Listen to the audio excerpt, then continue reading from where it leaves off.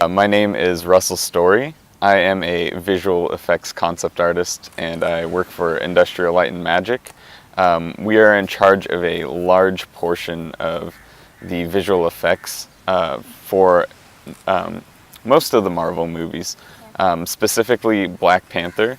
And we did a lot of research and development specifically on that movie, and we had the chance to create the city of Wakanda, as well as some of the areas around that, and a few other sequences in the film. Besides that, we do work on some movies known as Star Wars, maybe you've heard of them as well, and a whole bunch of other projects. There must be a Black Panther too. I mean, this movie has done so well, I could not see how they would not do a second movie, so it would be wonderful to see. The first thing that we always see when we get to work on movies like this is all of what we call the reference. All of the images from where the film is going to be based. So of course here in Kenya, and as you guys know, this is a beautiful, beautiful place. I've gotten to experience, a little bit of that being out here the past couple days, and seeing that, just the landscape and everything, and the culture. I got super excited to work on it, and then we get to put all of that and all those ideas into the work we do, so it's very, very cool. It is definitely like, it is a hero's journey. It deals with struggle and some of the issues that are in the world today with inequality as well. So I think that's why people really responded to it, is because it is such a movie of the times, and such a powerful story to a lot of people. It's not just one company or just one group of people that's doing this. There is, tons and tons of people. There's thousands of people who work on this. So it's really hard, even just for one company, to take care of all the visual effects. We did all of Wakanda, and the surrounding hills. We did where, the fighter jets are flying through the mountains and all of that. Yeah. We did all of that. The border tribe as well, and the surrounding areas there. And, a lot of effects, like I had the opportunity to design the heart-shaped herb itself, and some of the skies for the Panther dream, where T'Challa meets his father in the dream. So there was Hell's Gate Park. There was also Golden Gate Park in Africa.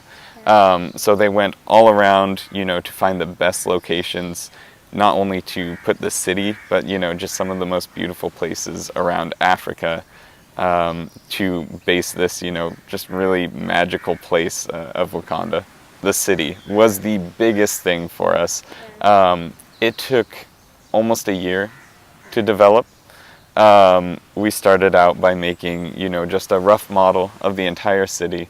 From there, we, figure out what the streets are going to look like, how big it is, what each individual building, there was hundreds and hundreds of different buildings in there, what each one has to look like and where they're located to make it look like a real thriving city.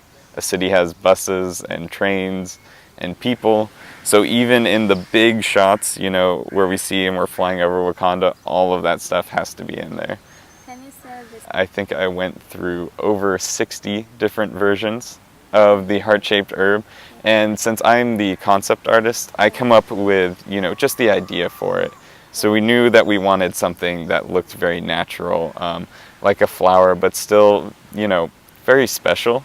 It needed to feel like it was, magical and this very powerful thing that was going to give T'Challa, his powers. There's so many different tricks that we have in visual effects. There's things, like the snow, CG, some of it. The sand that we covered him up with was also CG.